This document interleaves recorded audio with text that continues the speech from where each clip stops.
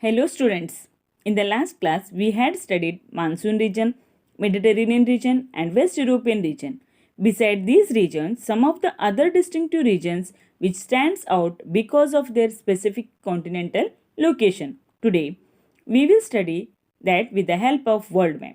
Student, listen this video carefully. It helps you to find the answer for workbook page number 39. Student, see the index. Here we can see the different regions and in front of that different colors also given. It helps us to study the world map.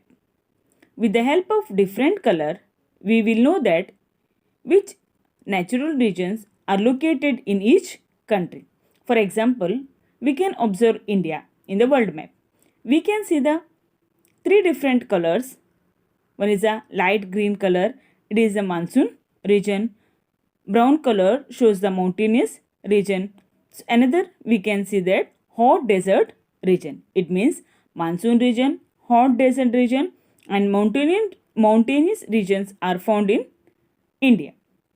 See the African continent. Here we can see the hot desert region, equatorial region, grassland, mountainous region, continental climate region, etc. If compared to the other continent, in Africa, we can observe the major proportion of the hot desert region. Okay, nations. Which continent has the highest diversity in the terms of natural regions? Here, diversity means wild variety. In which continent we can observe the wild variety? Yes, it is Asia. Here we can see the different natural region. Now next question, why are there fewer natural regions in the southern hemisphere than those in the northern hemisphere? So in the map we can see the equator. So equator is a 0 degree. Here above part of equator are called northern hemisphere and the below the part of equator are called the southern hemisphere. In the map we can see that in the southern hemisphere the proportion of the water is greater than that of the land or the continent. Therefore there are fewer means lesser natural region in the southern hemisphere than the northern hemisphere. Next question, which natural region occupied the largest area in the world? It is the taiga region. So already we have studied that. So taiga region is located 55 degree to 65 degree north parallel. So there we can see the taiga region. Next, where else we find the condition similar to the continent of Arctic? So it is near island near the Arctic Circle. Next, through which natural region does the prime meridian pass?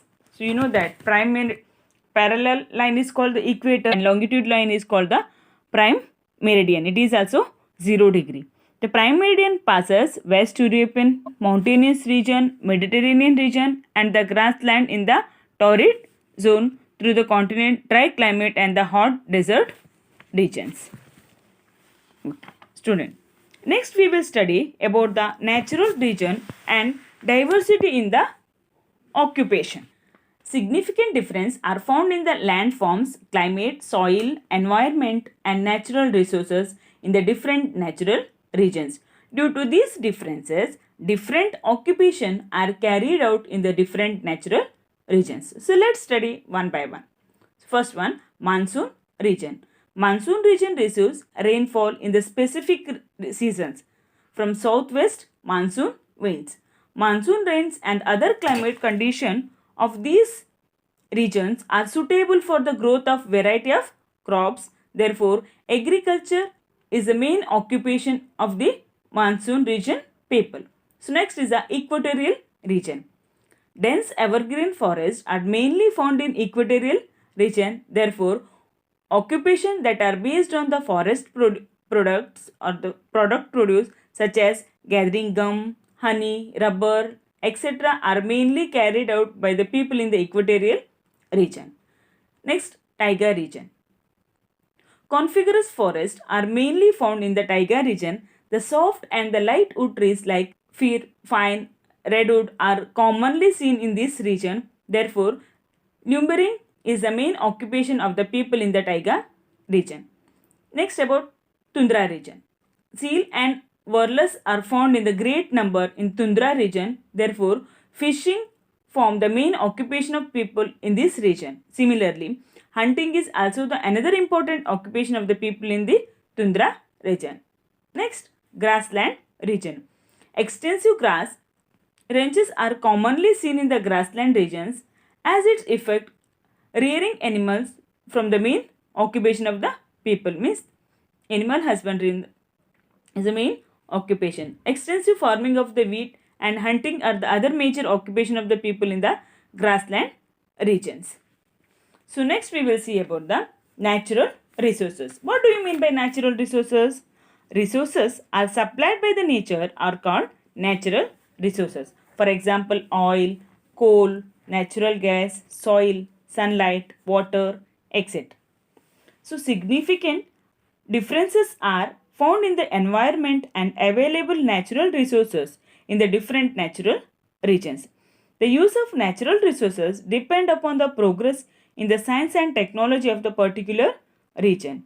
Similarly, the history and the cultural organization of the particular region also affect the use of natural resources and the life of people. So here the earth is one single family. Student, not only human life but also the entire living world on the earth depends on the availability of the natural resources. So natural resources not only relating to the human beings, it is also relating to the other living beings, those who are there in the world. So student, today we have completed the lesson natural region. Solve the exercises given below. Thank you.